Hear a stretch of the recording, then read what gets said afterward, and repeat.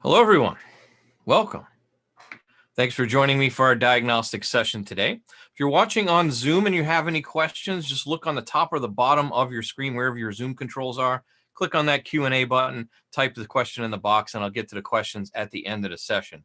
If you're joining us live on YouTube, you can use the live chat for any questions. Just make sure you put them in the chat box there, and I'll once again get to those at the end. If you're watching this after the fact on YouTube, not live, well, the live chat isn't there. So I guess you could just leave a comment, thumbs up. Don't forget to subscribe to the page either. So with that, my name is Jason Gabrinas. I'm one of Snap-on's national diagnostic trainers. Been in the training department the last 8 years, traveling around North America, helping techs and shop owners get the most out of their diagnostic equipment. Before that, it was a couple of years as a diagnostic sales rep with Snap-on. I had 30 different Snap-on franchisees I worked with, as well as the shops that they serviced, helping everyone get the most out of their diagnostic needs. Before that, it was 8 years at Subaru. So I was a diagnostic technician at a Subaru dealership, or should I say became a diagnostic technician over time. Always ended up getting those weird drivability problems, those intermittent problems, and of course the weird wiring problems that seem to come up on those cars. And that's really where I cut my diagnostic teeth, was trying to figure out all those weird problems that cropped up.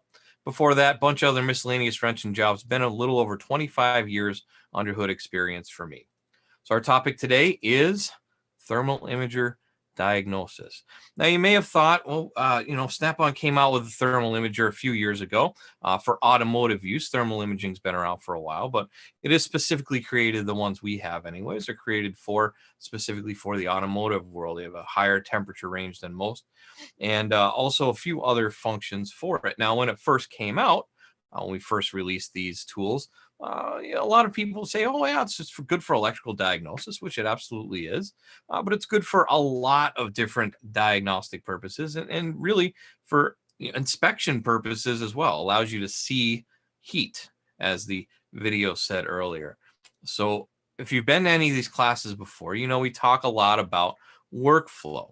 It's always good to have a steady, repeatable workflow that we can walk through. That way we don't skip any steps, we don't miss anything. So when it comes to code-based or symptom-based diagnosis, we always want to do a pre-scan on every vehicle, of course, check all modules for codes, and then diagnose the problem, determine what the actual cause is. Now, the thermal imager could come in handy in the diagnosis phase for sure. It could be just one other tool in your tool belt for that. Then we get to repair. We need to fix the problem. And then we get to recalibrate and then verify the problem. And the verification step, we could use the thermal imager there as well. And then, of course, we have the post-scan at the end where we're going to verify that there aren't any codes in a vehicle.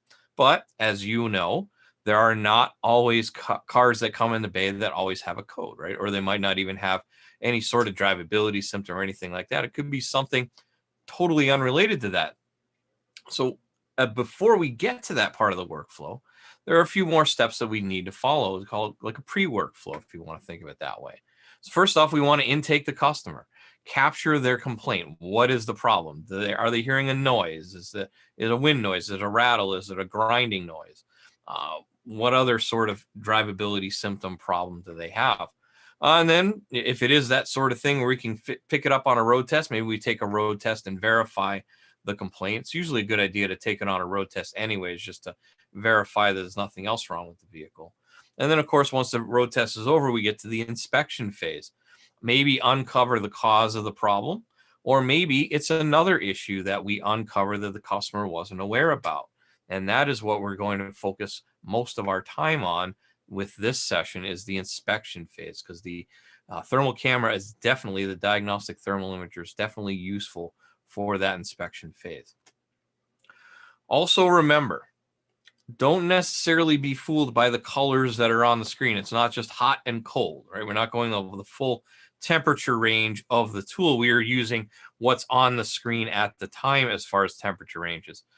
So over here on the right-hand side, looks like, man, this is super duper hot because it's all red, right? And then we have this super duper cold part over there because it's dark blue purple.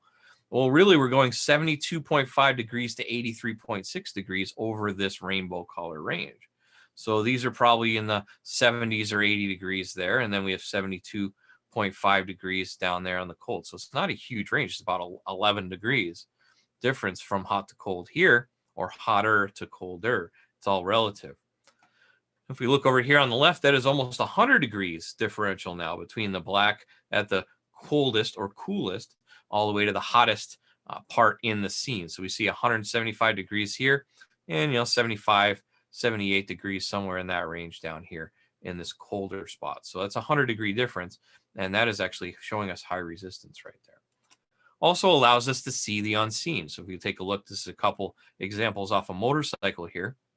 We have the motorcycle exhaust, and we can see where we have the double-walled pipe there, which is, gives us some good insulation against the heat coming off the pipe. So we can see it's very, very hot here, 700 degrees or so.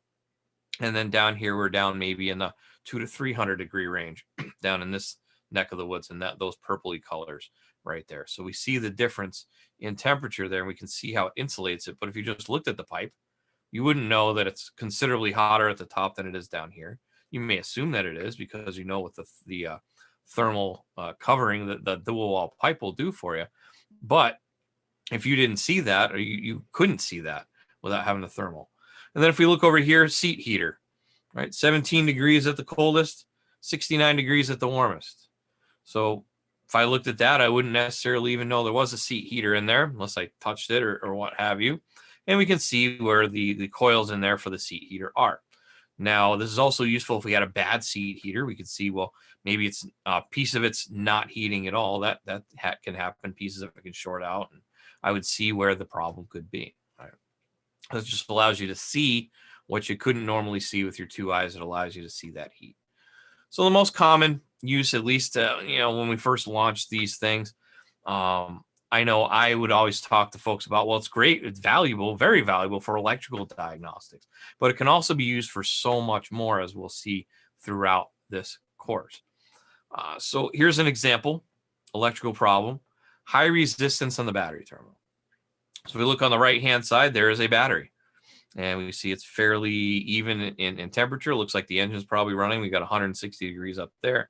76 degrees around the rest, about 75, 80 degrees, somewhere in that range around the whole battery. We don't see any anomalies at the battery itself. We look over here on the left-hand side, the known bad, high resistance in the battery terminal. So it could be corrosion. Usually it's corrosion, right? You see that green fuzzy stuff all over the top of the cable there. That's going to be your high resistance. And of course, when we have high resistance, it takes more amperage to flow through that circuit, which generates more heat out of the circuit as well. So we have this extra heat generated, and that's what we're looking for. We're looking for excessive heat compared to what's around it. So you see right there, high resistance on the battery terminal. On this one, we have high resistance in a connector. So same thing, you might have some corrosion inside the connector. You pull it apart, you see that green fuzzy stuff in there. On the right-hand side, that is a normally working connector, no problem there. Maybe when we start flowing electricity through it, maybe it's just this was before and this is an after. Not really sure the order of these pictures were taken. But we do have a bad one here. 175 degrees inside that connector. That's enough to maybe melt the plastic on that connector, at least over time. All right, so we could see that there's definitely a problem in that circuit there as it's operating, because the rest of the vehicle is 75 degrees. All right, so we have that high resistance there. How about in a wire, high resistance circuit in the wire? So we see a wiring harness here. So here's where the harness comes in, and there's the component it's connected to. And then we see the component over here, 157 degrees in the middle there. That is considerably hotter than what's around it. It's about 75 degrees once again, 75, 80 degrees. So we see that there is definitely some high resistance in that wire inside the harness. So you could feasibly run this over a harness and be looking at it and finding the hot spot. Where's the hot spot? There's the hot spot right there, and there's where my high resistance is inside that circuit. Easier electrical diagnosis than having to peel all the tape off and open up all the wiring harness just to find maybe some corrosion that has popped out. All right, so being able to see that is a considerable time savings. How about where's my draw? Is there a relay stuck on? Is there a relay turning itself on overnight? Is something turning something on? So we can see on the right-hand side, it looks like the panel itself is even warmer than the relays are themselves. And this is only, about an 11 degree range here, right? So 64 to 75. So there's not a huge range in temperature here. We can see it is warmer on the fuse panel itself than it is on the relays. Then if we go over here, we can see the fuse panel is still warm, but the relay is considerably hotter than the rest of the panel. See 81 degrees, still 6 degrees difference, right? But and on the high end anyways, but we can see that, yep, that relay's on because it is flowing electricity. The electricity flowing through the coil in the relay is going to cause more heat, right? The circuit that's on is going to be warmer than the circuit that's not on. If we want to take a different view of this is off that Thermal Imager Elite. So that allows us the opacity levels, right? So we see at a lower opacity of the thermal image, we can see how the regular image or the visual that you would see with a camera or your eyes can blend together. So you can see those two relays right there are on and they're higher temperature than the rest of this panel. If you want to take a different look at that, we can see the panel there with the camera and then the thermal picture-in-picture overlay there as well. So we can see the difference between those two images. Same panel, might be a slightly different angle, but we can see it's the same panel there, same two relays there, same panel there, same two relays there. So it's just different views looking through it. All right, so that is your common, fairly common electrical diagnosis. At least I know that's what I'd use a lot for myself. Wish I had one of these back when I was in the shop, especially for things like tires, brakes, and bearings. So as we already said, we were going to maybe take that car on a road test before we go and inspect it. Well, you can find an alignment issue by doing this. Right? You drive down the road, and if we have an alignment issue, maybe the camber's off, maybe the toe is off a little bit, and there's more friction on one part of the tire than another part of the tire, well, then maybe it's hotter on the outside. Maybe it's hotter over here than it is on the inside because there's more friction going on the outside. So that's what causes excessive tire wear on the outside. So maybe we see that and we say, oh, well, Mr. or Mrs. Customer, this is your tire, your alignment seems to be off. Over on the right-hand side, of course, we see the known good, and it is pretty even right across the board as to the temperature on that tire. How about overinflation? All right, so we can see that on the inside, in the middle of the tire is warmer than the outside of the tire because of the overinflation. The inside of the tire, or the inner part of the tread, right, if we go to inside to outside, the middle of the tread will be wider than the rest of the tire. It'll be larger than the rest of the tire. So that'll be the contact patch of the road. When it's overinflated, only a smaller portion of that tire touches the road. You can see conversely as well sometimes, if it's underinflated and it's riding more on the outside parts of the tire, outside parts of the tread, the inside might not be as warm, but the outsides will be warm. So you can actually see overinflation or underinflation using this. This one's my favorite. Where's the leak in the tire? I got a teeny tiny little pinhole. Maybe I ran over a nail or something. The nail's not there anymore. It's just a tiny pinhole in there, and I don't know where it is. So the tire is going to be one temperature, especially for driving. Looks like it's 140, 148 degrees here in that yellow range. So that tire is pretty warm. We've been driving it down the road. What is higher pressure air escaping at a higher rate of speed? That's going to be colder, right? You ever put your hand in front of a blowgun, right? It's usually colder. The high speed air will be cooler than what's around it. So we can see there's a colder spot on the tire. A good example, a rep told me a story once. They said, oh yeah, we were going around demonstrating these with a Snap-on dealer that day, and we got to an off-road shop. And there's a couple guys in there trying to wrestle a 44-inch tire off a Jeep or however big it was, one of those big swamper tires off the Jeep. And I was taking 3 of them because they're heavy and they're big and they're hard to move around by one person. And they were trying to find a leak. So they're taking it off to put it in the tub of water, find the bubble in the tub of water. Well, the rep just said, oh, it's right there. I see it. Can you see it on the screen right here? You can see it. And if you look plain as day, there it is. There's your cold spot on there. Definitely save you from taking that off, put it in the tub. That's labor time, right? Save you from having to spray that soapy water on there, right? I've had to do that many times. Being able to find that leak just by looking at the temperature differential, well, that's, once again, huge time savings there. How about a stuck caliper, right? You drive it down the road. On the right-hand side, this would be the normal not stuck caliper. Now, we do see it goes from 60 to 129 degrees. So 129 degrees or so is going to be around the hat part of the rotor, the wheel, right? And then we see the outside part where the pads make contact. It's much cooler. 60, 70 degrees, 70, maybe 70, 80 degrees, somewhere in there. But it's definitely not that hot, right? Compared to the outside, it's not that hot. Now, if we look at the one that's stuck, well, the inside, the hat area is 250 degrees. That's pretty darn hot, right? Because obviously the metal will take all that heat and store it, right? And then we see the outside part, the flat part, where the pads clamp. Well, that's hotter too. That's maybe 100 degrees because that's caliper is dragging. So we see this considerably hotter on the outside. And you could feel it to the touch if you wanted to. Put your hand on the wheel if it's got a metal wheel. But you can see the difference just by put a picture on it, put a camera on it. Right, it allows us to do that. How about we could use this to sell extra work, right? Oh, Mr. Customer, your caliper is dragging. How about showing and selling repairs? How can I use this to show and sell a repair? Customer complaint. In this example, we got a noise in the rear. That's it. That's all we get, right? It's usually all we get. So is it a bearing? Is it a wheel bearing? Is it another bearing? Is it something in the drivetrain? What's the problem? How do we find the noise? Well, we'll road test the vehicle, see if we can hear it. And if we can hear it, at least we kind of might know where it's coming from. We can load the vehicle left and right, maybe get it to go left side, right side, see where it's coming from.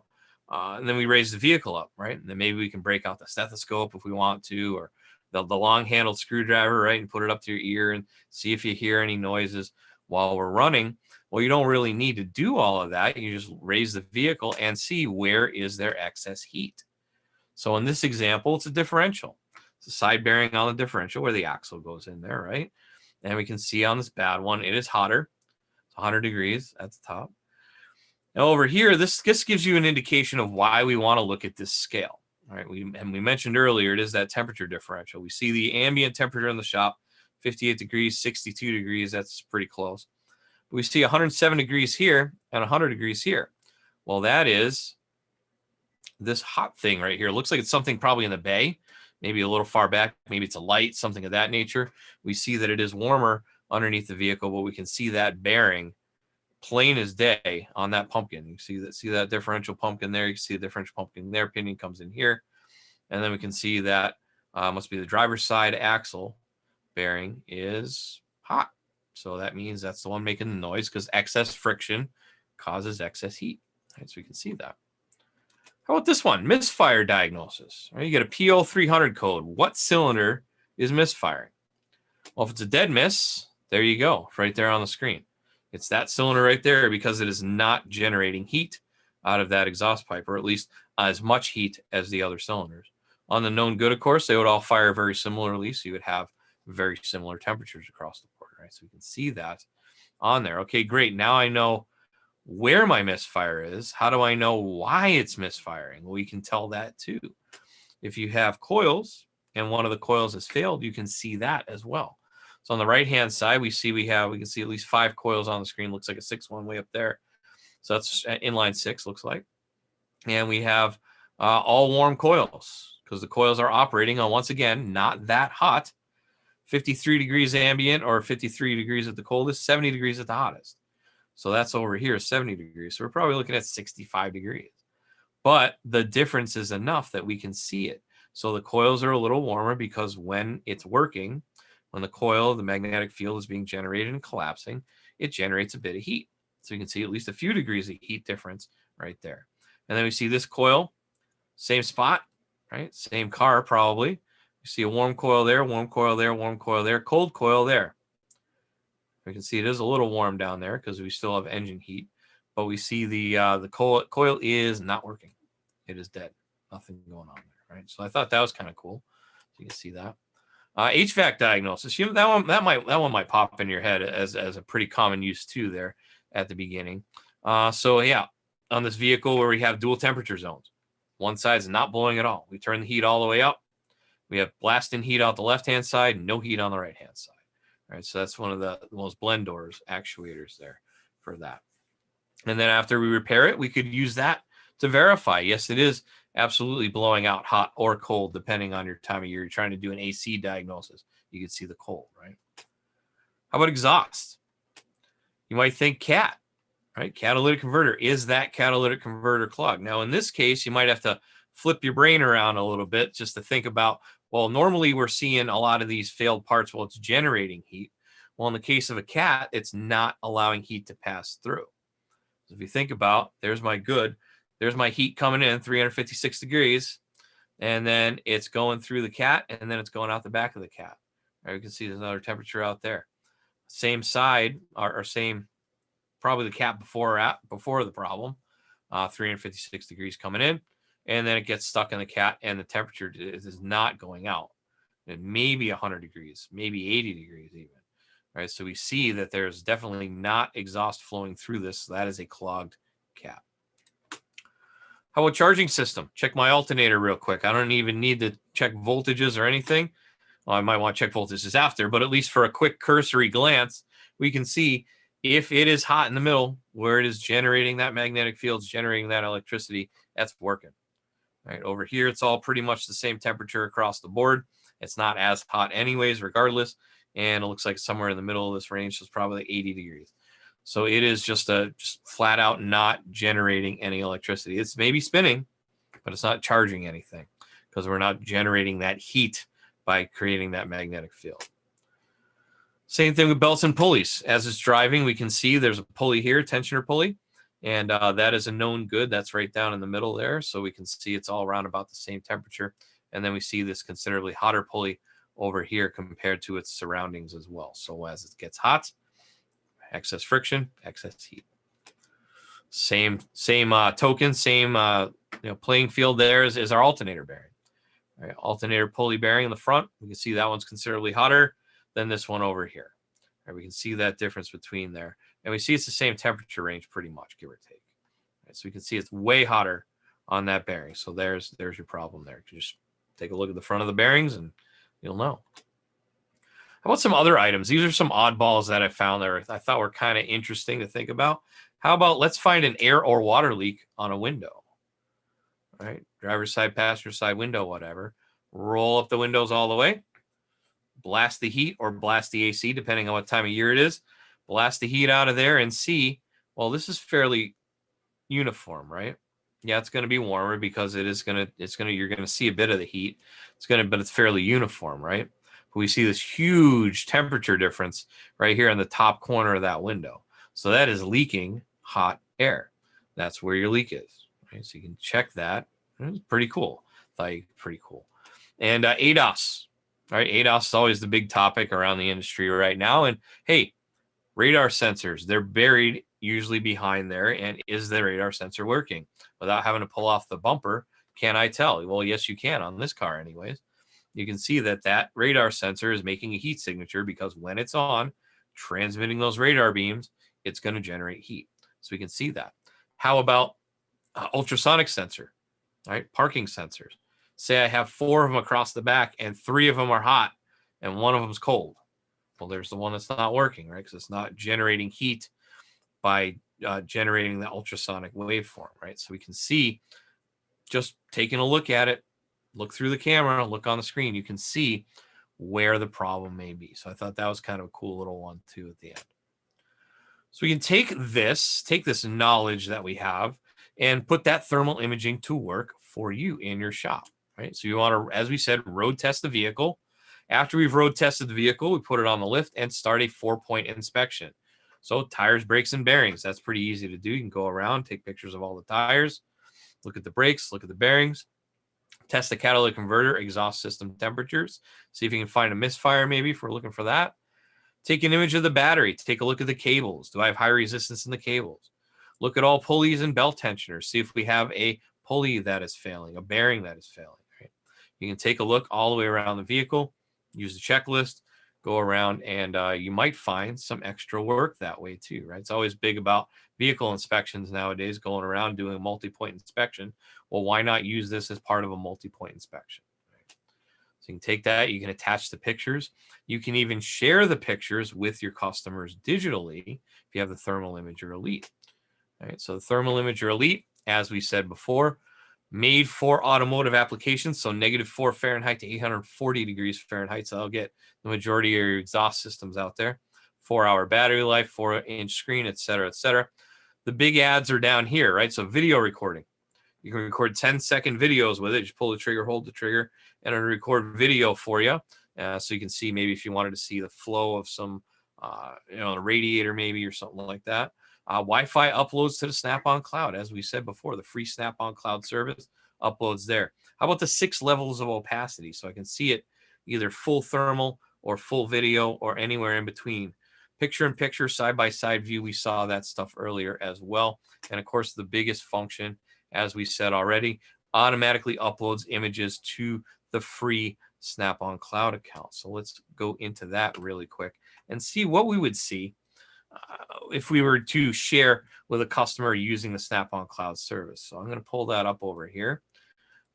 Don't see any questions so far, just checking. Alan live on YouTube says, I check radiator hoses. Absolutely, you can check for a clogged radiator hose. And actually kind of cool, if you watch it long enough and as you're waiting for it to warm up, you can see when the thermostat opens too, because you'll see that heat go through the hose. I think that's pretty cool. Another great use for that, absolutely, Alan. Once again, if you're on Zoom, we have the Q&A box. Just click on Q&A, type in your question, and I'll get to those at the end. If you're watching live on YouTube, we got the live chat as well. So here is Altus, Snap-on Cloud. And we can see there's 3 sample files in here from the thermal camera. So I click on that.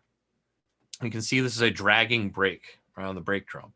Now, the interesting thing that we do here when we upload the files off the tool is you actually get 3 levels of opacity. So you get a straight camera off the camera. We get a straight thermal. And then we also have a 50-50 as well. So you can share this with your customer, and you can go out and you can they can look at it and they can see, well, well, here's the problem, right? If we go to this link right here, we can share this. It'll generate a link that the customer will be able to view it, or anybody else that you would like. You can send it via an SMS. If you have this open on your phone, you can text it to someone that way using send via SMS. Send via email is going to be if I have a built-in email program on my machine.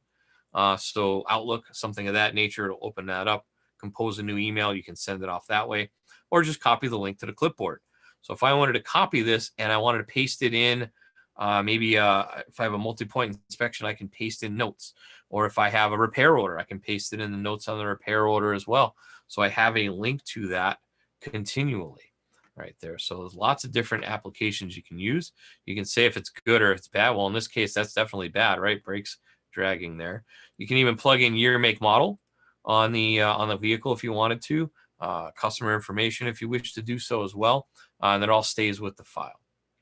As I said, it'll upload as long as you have it hooked up to Wi-Fi and you have it set up on your account. Same thing, catalytic converter, similar type of thing. We can also use these arrows. So there's my 50-50. If I go to the left, I can see that. And when you click on it, it only blows up the image that you are on. So instead of having a 3, you have to close out of that, go back, and then you can open it that way as well. So it's just one little difference that you want you to be aware of as well. And if we go to the straight thermal, we can see that there, right? So lots of good uses out of that. Lots of good uses, I think, for the thermal imager as well, for diagnostic purposes, for upsell purposes, right? We're looking at HVAC. What's going on? Is it not blowing cold? Right? We can see all of that information as we walked through earlier in the program there. So also good for your vehicle system reports, right? Pre-scans and post-scans also get stored there. And most of the scan tools will do the screenshots now as well. So you can upload all of that information, have it all in one place, easily stored online, unlimited space. Like I said, it's free as well. So there's nothing wrong with free, as I always say. All right, so that is thermal imaging. Hopefully you picked up a few tips and tricks. If you already have one, maybe that's a good, you picked up a few more good use cases for it. And if you don't have one, maybe you found a few good use cases, maybe look into grabbing one of those, right? So let's talk about next week. So next week, we will be going through module setup. This has been a hot topic in the industry for a few years, especially with resets, relearns, coding, programming, flashing. Many people use those terms interchangeably, and they're really not interchangeable. So there could be some confusion out there. So we're going to try and hopefully clear up some of that confusion next week when we talk through different aspects of coding, programming, flashing, what they all mean, give you some examples, real world examples on the tool is what we would see. So I would like to note that there are new times as of 2021. So this is the first week of the year, right? So 6 and 9 p.m. Eastern now. So it used to be 8 p.m. Eastern. We pushed it back to 9 p.m. so that all of our classes throughout the week are at the same times every single day. So if you want to learn more or register for any of the classes for you can go to snapon.com/OT.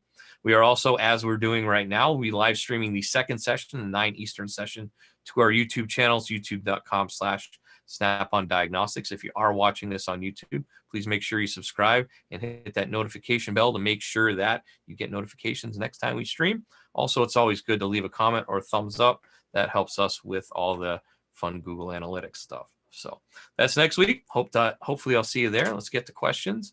And when I'm doing that, let me flip over to my buddy Al here too, because I also have to look at both YouTube and Zoom this time. So YouTube, Alan says, rear heater window wires. Absolutely. Rear defroster grid. That's probably, I think, one of the really good uses for that, right? Because those defroster grids, a little teeny tiny scratch is all it takes to make those not work anymore. It's absolutely a wonderful use case for that, Alan. How about Brandon? Everybody needs this. What a huge diagnostic time saver. I totally agree with you 100% there, Brandon.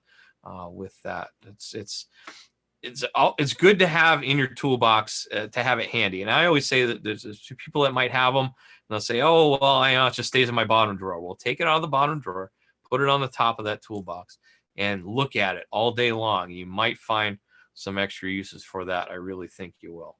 I'd also like to talk about my buddy Al. Al helps me out with these classes most times, and I also help him with his classes. So he does new customer, new platform training. So this is good if you've just walked into one of the Snap-on scan tools for the first time, or maybe you've had it for a few years and you just want to learn a few more tips and tricks on it, about how it works, right? So it goes everything from let's set up your Wi-Fi through let's set up your free Snap-on Cloud account, which we could use with the Thermal Imager as well. And then all the way through a diagnostic procedure workflow, starting from code all the way through completion. So Mondays, Al does Apollo D9 class. Wednesdays is Zeus. Thursdays is Triton D8. So the Apollo class about 45 minutes to an hour, depending on questions and such. Zeus and Triton D8 run closer to an hour, 45, 2 hours, because they also have guided component testing scope information is there as well. So same time as these classes, so 5 and 8 Central, 6 and 9 Eastern. And then one more thing I'd like to make you all aware of. On this weekend, I'm participating with the Professional Automotive Virtual Education, the PAVE training event. So that is a 3-day training event with 30 plus training sessions with trainers from all around the industry.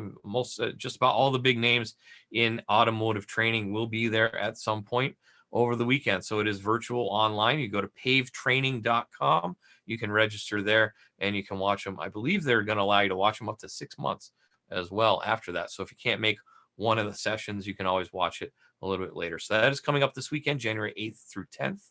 So hopefully I'll see you there. I'm doing a 4-hour class on component testing, scope, ignition, data bus, ADAS testing, all component testing, scope-based testing. So hopefully we can see you there as well. With that, I don't see any more questions. Thank you, Jacob. Always glad to see you in class. And with that, don't see any other Q&A on the screen there. So I appreciate everyone taking time out of their day to spend a little bit of time with me. And hopefully we learned a little bit about thermal imaging, how we can use it in our diagnostics. Hopefully you're staying safe out there. Always be careful out there. Take care of each other. And hopefully we'll